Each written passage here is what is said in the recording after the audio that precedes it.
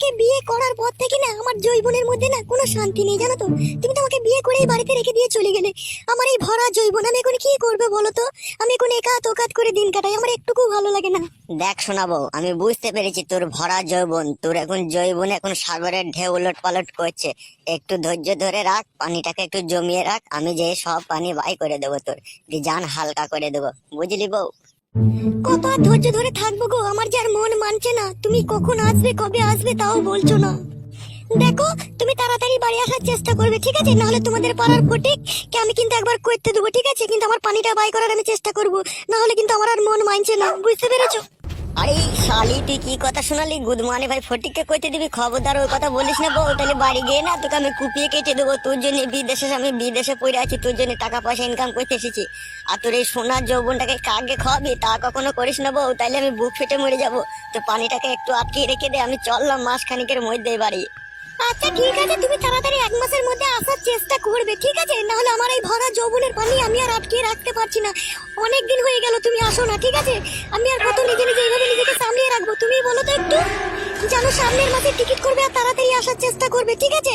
নাহলে আমার এই ভরা যৌবনের পানি আমি আর আটকে রাখতে পারছি না। আমার কিন্তু শরীরের মধ্যে কিরকম একটা লাগছে যেন, মানে মনে হচ্ছে যেন ঝাঁকার মারছে। দেখ শোনাবো, একটা কথা বলছি, তোর শরীরটা যেইভাবে এখন ঝাঁকার মারছে না, আমি বাড়ি গিয়ে ওইভাবেই তোকে ঝাঁকার মেরে লাগাবো, ঠিক আছে? একটু ধৈর্য রাখ শোনাবো, মন খারাপ করিস না। আমি এখান থেকে জাপানি তেল ফেললে একবারে রেডি হয়ে বাড়ি যাব। আর যেই এক টানা তোর কাছে 3 মাস শুয়ে থাকবো, আমি সামনে পিছনে লাগেই না তোকে একদম আলান্ত করে দেবো বউ। খবর দাও, তুই যেন ফটিককে করতে দিস না বউ। হ্যাঁ শোনাবো আমার।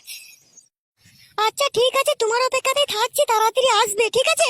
আর জাপানি তেলটা একটু বেশি করে নিয়ে আসবে, ঠিক আছে? সাটাটাকে একটু বড় করার চেষ্টা করবে, কারণ তুমি এই 3 মাস ছিলে না, আমি খেয়ে দিয়ে অনেকটা মোটা হয়ে গেছি, ঠিক আছে? আমাকে একটু ঝাঁক দিয়ে না একটু শরীরটা হালকা করে দেবে, নাহলে আমার কাজ করতে গিয়ে না একটু দুম লাগছে, একটু হাঁপ লাগছে, ঠিক আছে? আচ্ছা ঠিক আছে, তাই হবে। বাড়ি গিয়ে তোকে উল্টো পাল্টা করে আমি লাগাবো, ঠিক আছে? আমি এখন ফোন রাখছি, ঠিক আছে? আমার একটু অফিসে কাজ আছে, তাড়াতাড়ি যেতে হবে। তো যেন ভালো থাকিস, বুঝলি? আচ্ছা ঠিক আছে, তাহলে রাখো, তাড়াতাড়ি আসার চেষ্টা করবে, ঠিক আছে? আমি রাখলাম। স্বামী কাছে না থাকলে জীবনে বেঁচে থাকার কোনো মানেই হয় না। স্বামী পাশে থাকবে, কাছে থাকবে, ভালো মন্দ খাবো, কাছে এসে জড়িয়ে ধরে শুবে, 2 বার 3 বার করে লাগাবে, তবে তো মনটা ফ্রি থাকবে। তার না জানা ভিতরকার পানি সব সময় বেরোচ্ছে না, শরীর ভারী হয়ে থাকছে, কোমরে ব্যথা করছে, ছি, আর ভালো লাগছে না আমার আর। আরে বৌদি, শুয়ে আছো নাকি? বৌদির কাছে আগে সুযোগ পেয়েছে, একটু ভালো করে গল্প বললি। এইখানে বসবো নাকি বৌদি? হ্যাঁ ভাই, বসো, এখানে বসো।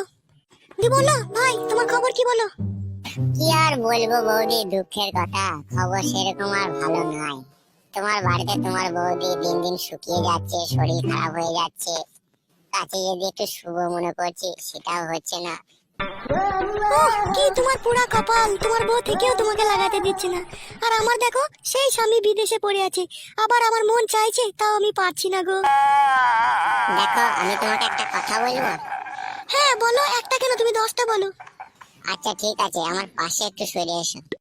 হ্যাঁ বলো, তোমার পাশে সরে এসেছি, বলো কি বলবে বলো। দেখো বৌদি, আমার একটা কথা বলতেও খারাপ লাগছে, আবার না বলেও উপায় নেই। আবার তোমাকে বলতেও লজ্জা লাগছে, ভয়ও লাগছে, কি করবো আমি। আমি তোমার বৌদি হয় না? তুমি নির্ভয়ে বলো কি বলতে চাও। শোনো বৌদি, তোমারও স্বামী নেই, ঠিক আছে? আবার আমার বউয়েরও শরীরটা খুব খারাপ। আর তোমার এই ভরা যৌবন দেখে আমার একটু লোভ লাগছে। যদি মাঝে মধ্যে দুটো একটা রাত তোমার সাথে কাটাইতে পারে, তাহলে আমার জীবনটা একদম মধু হয়ে যাবে গো। একটু এইরকম সুযোগ আমাকে দাও না। ভাই গো, কি বলবো তোমাকে, দিতে তো আমারও ইচ্ছা হয়, কিন্তু পাড়া প্রতিবেশীর কথা, পাড়ার লোক যখন জানতে পারবে তুমি আমার কাছে মাঝরাতে আসো, আমার সাথে থাকো, আমার সাথে সবকিছু করো, তখন তাদের মুখ আমি কি করে আটকাবো বলো? হ্যাঁ হ্যাঁ, তুমি ঠিকই বলেছো। এই শালা পাড়ার লোক দিকে নিয়ে হয়েছে জানে জ্বালা। যদি আরাম করে কেউ যদি কইতে দেবে বলে, তার কাছে যদি যাই, এই শালারা বেশি খিটকাল করে। তুমি তো জানো আমার স্বামী নেই, আমারও ইচ্ছা হয় জানো তো, কিন্তু কি করব বলো? শোনো বৌদি, ভয় করার কোনো কারণ নাই, ঠিক আছে? আমি মাঝরাতে আসবো, ঠিক আছে? আমি এসে মনের মতো করে তোমাকে আদর করব, ঠিক আছে? তাই নাকি? মনের মতো করে কি করে আদর করবে একটু শুনি। মনের মতো করে আদর করব মানে, আমি যখন রাত্রের বেলায় তোমার কাছে আসবো, তুমি ঘরের ভিতরে শুয়ে থাকবে, ঠিক আছে? কাপড় পরে তো তুমি শুয়ে থাকো নাকি? হ্যাঁ হ্যাঁ, আমি কাপড় পরেই শুই মাঝে মাঝে।